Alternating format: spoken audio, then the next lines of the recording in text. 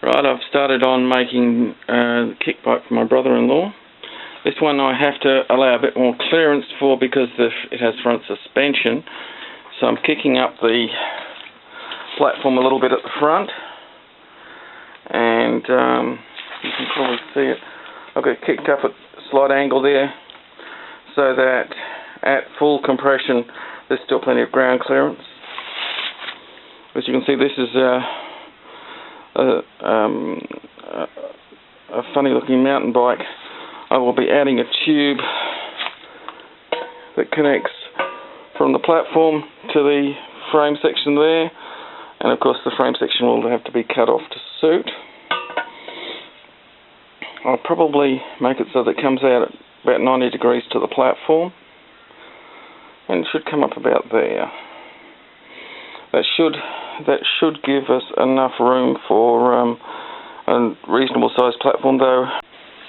Finally managed to get this adult size Kickbike essentially assembled, and quite happy with the result. Doesn't look too shabby at all. But I did have to make this construction here to make sure that I got it straight, because the other jig I had made wasn't good at making sure that I had the axles in alignment so the wheels would be truly vertical. But now I've made this, I'll be able to make any number of them and make sure that they are straight and square. I made this piece here, which carries the rear axle, so that it can be slid along the jig for different wheelbases. Okay. I haven't weighed it, but it's not very heavy at all, actually, because it's a minimalist sort of structure. Definitely less than the bicycle. The heaviest part is the front suspension. Imagine if I made one without front suspension, it would weigh almost nothing.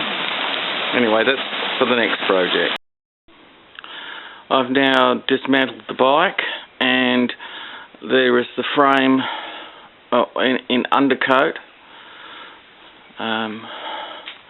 The person I'm making this bike for wants it painted black, which I think is a rather dull choice of colour, but the customer's always right and all that sort of thing. But you can sort of see how minimal the frame is. This frame is a little bit higher in the steering head than one that doesn't have suspension, because you have to allow for suspension travel. It's turned out pretty good, I think. Should look quite good when it's painted. There it is. Nice coat of black paint on it, and it's looking pretty good.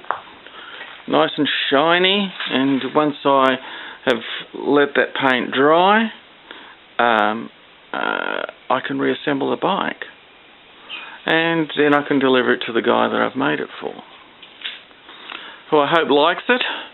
I've been pretty pleased with how it's turned out. It's amazing how sort of elegant and simple the frame is. A good bit of recycling here. Anyway, that'll do for now.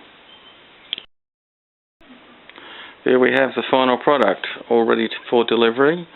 I found another bicycle today, so with those nice black handlebars, which I thought went better than the chrome ones that I had on it, and they give it a slightly different stance. All the brakes work, and now that it's painted, it actually looks quite smart. Well, I hope he likes it. That'll do for now.